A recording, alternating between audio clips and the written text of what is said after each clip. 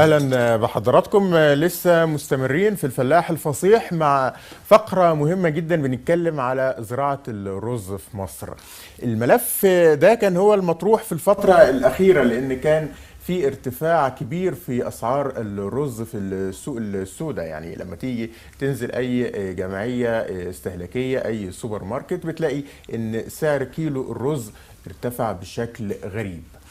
علشان كده احنا النهارده ضيوفنا اللي مشرفينا من كفر الشيخ احنا هنتكلم معاهم عن ارتفاع الاسعار، هنتكلم معاهم عن زراعه الرز في كفر الشيخ، هنتكلم معاهم ازاي نقدر نحصل على منتج ذات قيمه كبيره او ذات توفير في المياه. ده اللي هنعرفه مع ضيوفي اللي مشرفيني النهارده في الفلاح الفصيح.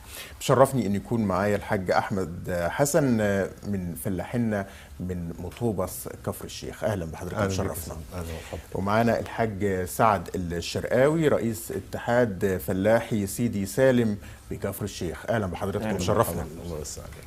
حاج حسن، خليني ابدا معاك وتدينا كده فكره عن كفر الشيخ. يعني كفر الشيخ من المحافظات المهمه جدا في زراعه الرز. نعم. هنا بالنسبه سيادتك اسمك ايه؟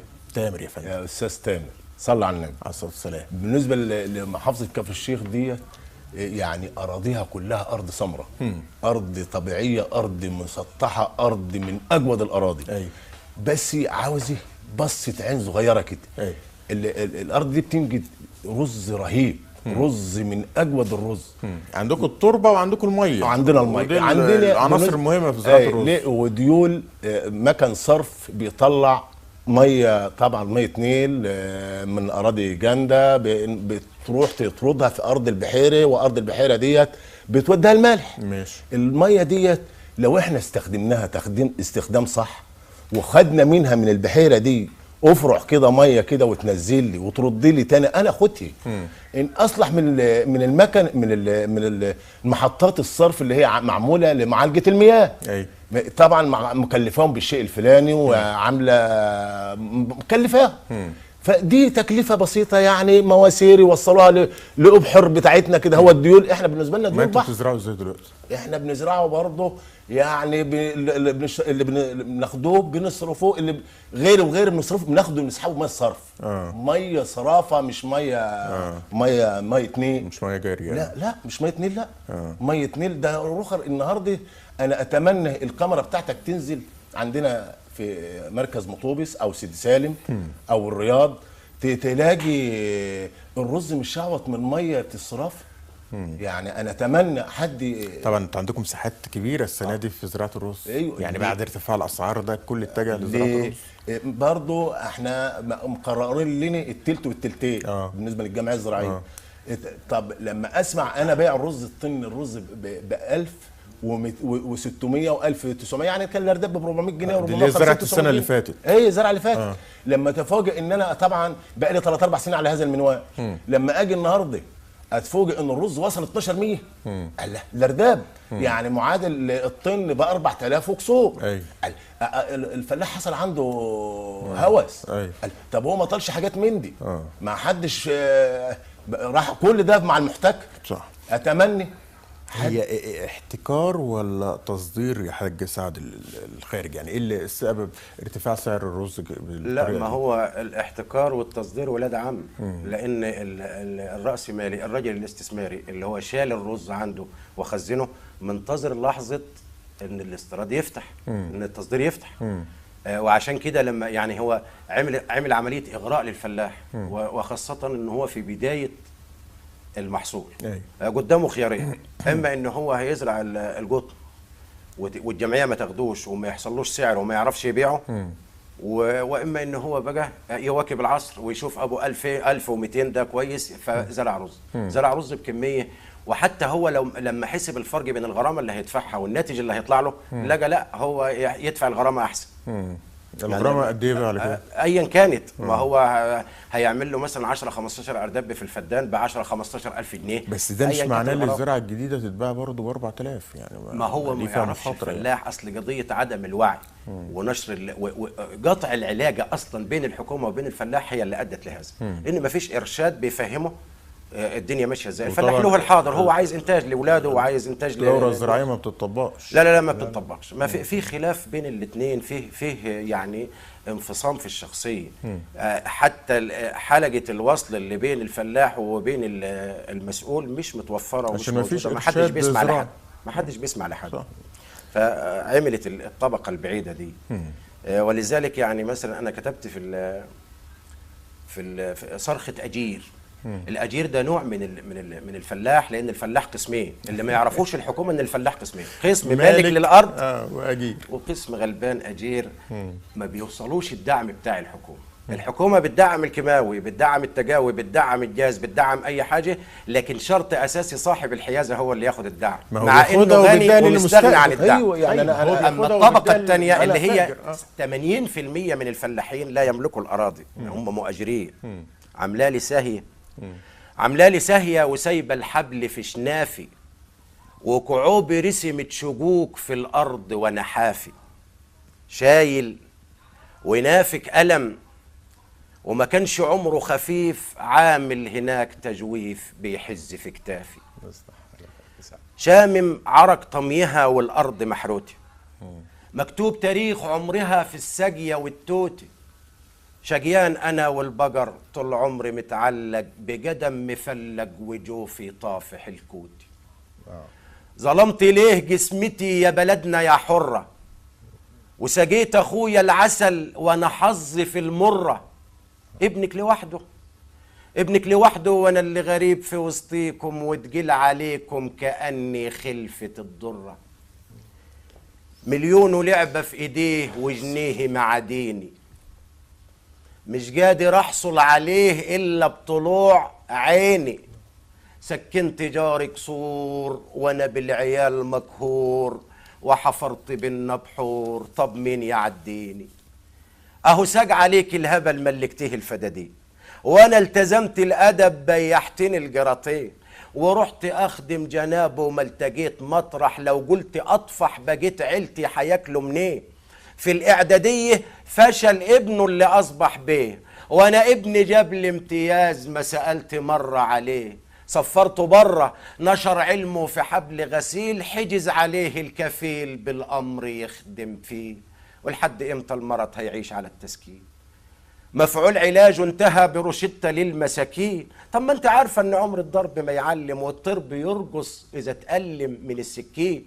من يوم ما مات الضمير فيكي يا ست الناس، والعدل اصبح ضرير مشطوب من الكراس، سلمت طرف الرواسة لكل ندل عويل، وهن عليك الاصيل تحت القدم ينداس. يا بلدنا عيد الجسوم، يا بلدنا عيد الجسوم، يلي ترابك خير، وما تتهمش مظلوم خايف من التزوير. خلي المكافأة تساوي تعبي وشجايه، يا يكون عزايا ان مصري عند اهله اجير. ما انا طبعي دغري ونفسي في كلمه وجعاني، ما اقدرش اشيلها على نفسي اللي واخداني.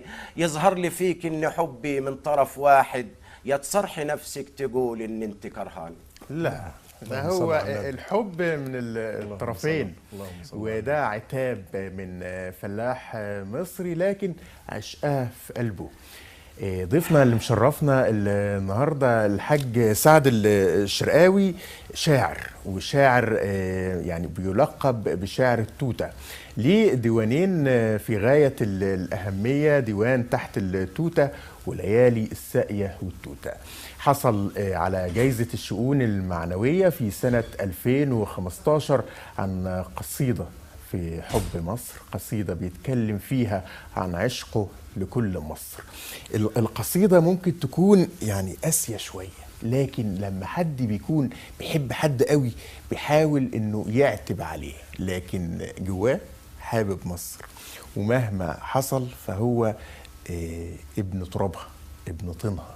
هو ده الفلاح المصري اللي احنا بنحاول انه يكون معبر عن كل فلاحنا هنا في الفلاح الفصيح. ايه العظمه دي؟ الله يخليك. حاجه ما فيش كده. كل المشاكل اللي بتعرض ليها الفلاحين بتحاول ان انت تعبر عنها في قصايدك يعني اللي احنا شايفينها. التوتة رمز للصبر، وهي دايما ملازمه للفلاح. وكل القصائد مكتوبه تحت التوته علشان انا من الطبقه الثانيه من الفلاحين، من طبقه المؤجرين ولست من طبقه المالكين. فانا شفت هموم الناس، كانت بدايه التجربه الشعريه بتاعتي، وعشت في وسطهم وعرفت ان هم يعني مش مطحونين، هم حقيقي فعلا الحكومه ما تعرفهمش. ناس ياما من الفلاحين الحكومه ما تعرفهمش، وخاصه المزارع وليس الفلاح. صحيح. ولا بد من التفريق بين الكلمه دي والكلمه دي. صحيح صحيح. طيب حاج احمد، خلينا نرجع لموضوعنا الاساسي وهو الرز. يعني في حاجه غريبه في بلدنا، لما يكون في المحصول بيزيد او بيبقى في الطلب عليه، بنلاقي ان كل الساده المزارعين والفلاحين بيتجهوا للزراعه. يعني القمح، الغيط كله والحقول كلها اتزرعت قمح، الرز كذلك. يعني السنه دي هنلاقي كميات كبيره جدا من المساحات مزروعه رز. وده بيطرح سؤالين. السؤال الاول، الدولة فين؟ وهو مفيش التزام بالدورة الزراعية. والسؤال الثاني، لما الإنتاج كله هيزيد أكيد السعر هينخفض. هينخفض دي طبعا. أتمنى أي راجل مسؤول يشتغل بضمير ويراعينا بطرف عينه بس. بالنسبة للفلاح دي يعتبر هو أساس البلد، وهو اللي بيأكلنا، وهو اللي بيشربنا، وهو يعتبر أبونا، وهو أمنا، وهو الكل في الكل. راجل مطحون طول النهار ماسك الفاس وعمال يدور المكنة وعمال يهابد وعمال يحرط وعمال يشتل وعمال دي. نفر الشتين النهارده بكام؟ ب 60 جنيه.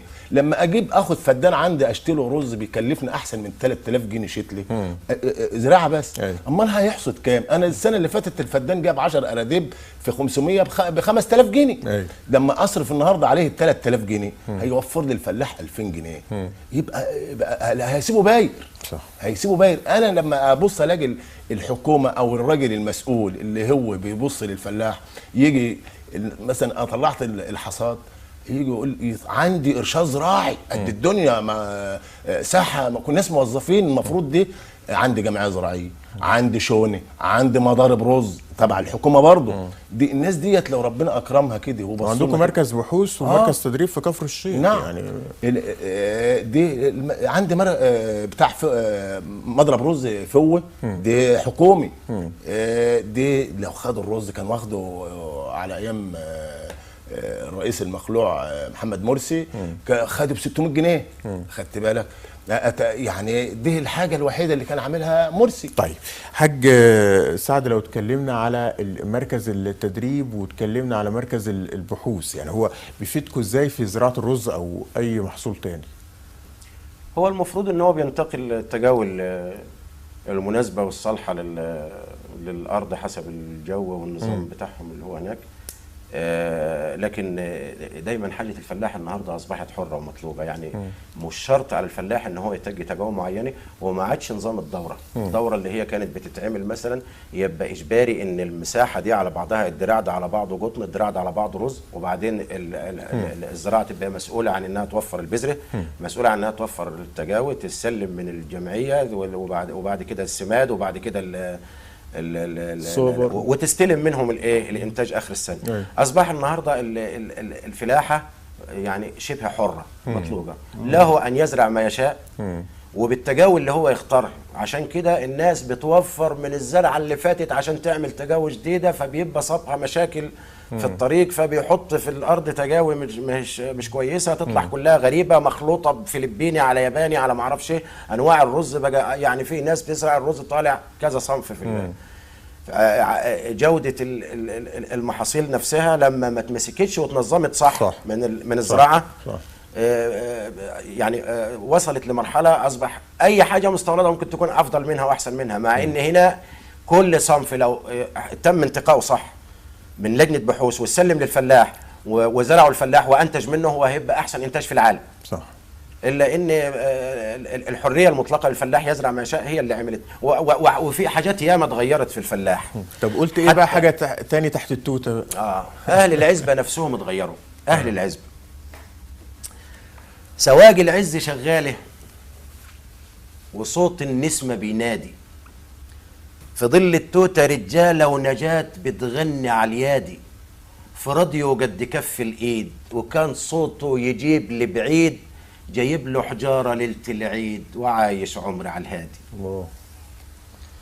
ومتحزم على توبي بوضب على الدراع ميه، وطبعة شق في كعوبي سايبها عالزراعيه، اصلي الفجر واتمشى واشيل السره في العشه، ولما بهيمه تتعشى تبان الضحكه في عيني، واروح التقي مرتي بتطبخ على الكانون محشي، وريحه الاكل في ايديا تغيب كام يوم ما تطلعش، اصلي واسمع الاخبار واسهر حبه في الدوار، واشوف لي يوميه في الانفار، ولو معذور ابيع جحشي، وارضى باللي مكتوب لي وانام الليل وانا مرتاح، ووارث من اللي كان قبلي، اشوف الشمس كل صباح تبوس ورق الذره الاخضر، وترمي شعاع بيتمخطر، ويرسم على الندى منظر بيسعد كل واد فلاح، وعشت وشفت اولادي على القهوه تبات صحيه، وشاشه عرض وبيرقص معاهم عمده النحيه، وكل العزبة هلاسة بيرغوا في كورة وسياسة، لا عاد رتعة ولا رواسة ولا نصاب بدون لحية،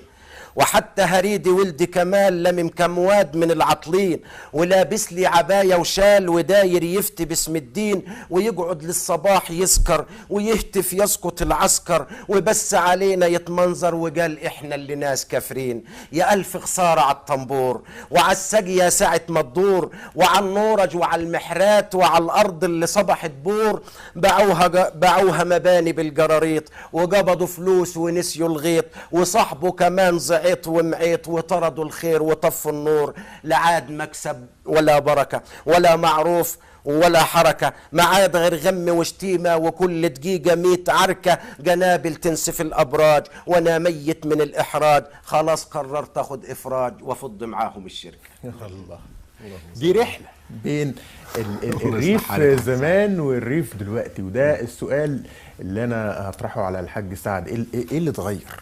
يعني كان زمان كانت التوته اللي انت بتقعد تحتها زمان كانت غير التوته الايام دي، يعني الدنيا طبعا اختلفت. طبعا اختلفت. على فكره التوته زمان راح منها اشياء مش هنقدر نعوضها ابدا. في شهامه الفلاح وفي طبع الفلاح وخوفه على جاره، كان فيه قصيده اسمها فلاح من زمن راح. فلاح من زمن راح، حتى المصطلحات اللي موجودة في القصيدة ما عادتش موجودة النهاردة. ماشي نسمعها. كنت بكسر حطب القطن واسوي طبيخي في راكية نار، كنت ببصلة وقرنين شطة بوكل كل جيران الدار، كانت هدمة بفرد قطان وحدوة وحتة شال وقميص، ووش زديري من الكتان يكفوا لزفة 1000 عريس. كانت الشلة على مصطبة تفكر قبل وابور الغاز إنها تعمل حاجة جديدة تنور اسمها لمبة جاز. كانت العرصة ولفلوف قشة أشوف دخانهم بيشبعني، كنت بشاوش عم أمين كل العزبة كانت تسمعني، كنت بكرك واحرت وازرع وارجع ألف النورش تاني، رسمة شق الأرض في رجلي ولا يوم إيدي تبات وجعاني. كنت بفكر أعمل حاجة ما بتحصلش لكل الناس، أطور سقية عمي وخالي تكون همالي ماهيش كباس. كنت أتمنى أسدد ديني وانسى همومي شوية وفوق، ومن مجاميعه أجهز بنتي بطقم عزال يملى الصندوق. كنت بخاف الفجر يشكشك وانا متغطي في وسط عيالي، كنت بخاف للارض تشقق وانا نحسان على اللحف ليالي. كنت بروح السوق مع جمعه وبعدها جمعه ما اشوفش عيالي، كنت بشق في يوم على عمي واقضي يومين في زياره خالي. كلمة يقولها صغير عني تبقى هفية ولعب صغار، كانت الشخطة بتطلع مني توقع فوقهم سقف الدار. كنت أبيع خلخالي الحجة واشتري نعجة وكبش كبير، واللي يفض من تمنه يكفي غطفة ولاسة وكركة حرير. كانت العين بتبص عليا وحالتي في وسط العالم زيدي، وانا راس مالي ودخل عيالي نعجة ونص حمار بالفايدة. كانت الحكية وشاي الراكية ومنجل حامي تملي في ايدي، انام وغطايا شوال عالسقية وعمري ما قلت الندل يا سيدي. كنت بأجل فرح العيل شهر و5 و9 كمان، علشان جاري قريبه بعافية وشاف له منام كان فيه تعبان. كان في العزبة راجل متنور كل الناس عايشين على حسه، وفي رمضان يخبرنا بصومه بعد الشهر ما فرجع نصه. كنت بروح نافي معايه يسند عندي جدار وسطاني، وارفع باب الدار على كتفي افرد شدي وارجعه تاني. شد اللي هو الرز. اي صغير عني ما يقدر يوم قدامي يلف سجاره، ولا في يوم يعوش كلبوشه، ولا يعدي راكب لحماره. كنت ازامل اخويا وجاري وانفار يا منفوسهم صفيه، نجدي البوصه ونعرج داري ونليسها بعرق العافيه، ونعتب على اللي ما جاش يساعدنا وياخد ايدنا عشان نبنيه، واللي يجينا عشان يسعدني يرسم سبع ونخل عليه. كنا نعالج كل عيالنا في دور الحصبه وهم صغار، بنلبسهم احمر فاتح وبنحبسهم يوم في الدار، واللي يطول مرضه شويه احسن فكره عشان نداويه امه تحطه في جرد الميه ينشوف سته عشان ترجيه. ما هي كانت ست كبيره وعجله، وهي يا ناس نورت الدار، تخرم ودن البنت بابره شالتها في شق في قلب جدار. كانت الفجر بتصحى تصلي وفي حلتها تخض السمنه، والتوه فينا لو تنادينا ولا الابنودي وعمته يمني. ربعة كلفه هتصت الطربه معاهم لفه تيل ومسله، تحك الزلطه في قلب محاره وتعمل قطره لعفر الغله. لما نعوزنا حاربها بنضحك كان بيبان من لو يتبسها، علشان سابح سنه متوفي وغالي عليها المرحوم جوزها. انا كان عندي الرف العالي فيه السبحه ووش زديري، كل اوراق الخاصه شايلها في ظرف جواب في شراب الميري. لو كان خيري في يوم حصلكوا وخلى الدنيا مشت وياكوا، اوعوا لا تنسوا الزمن الماضي وافتكرونا ولو بدعاء. الله عليك يا حاج سعد. شايف الحاج احمد كان يعني سرحان سرح معاك في المصطلحات راحت، يعني المصطلحات راحت. بس سؤالي الاخير، ايه اللي حصل؟ ايه الاختلاف؟ هو الفلاح نفسه اتغير؟ الفلاح اتغير مع طبيعه تركيبه الزمن نفسها. يعني الاصول كانت بتطلع من الفلاح، الخامه الطيبه، أصالة المصري القديم كان محافظ عليها الفلاح. كانت ضاعت شوية في المدنية، تاهت يعني ما ضاعتش، لكن هي كانت موجودة النخوة والمعروف بين الناس وبعضها، وخوف الجار على جاره. يعني استحالة كان حد من الفلاحين ينام من غير ما يطمن على جاره وعنده ايه. حتى لا مؤاخذة زرايب المواشي كانت بتبات مفتوحة، لأنهم كانوا يأمنوا ما يخافوش أحسن حد منهم يخون حد أو يسرق حد.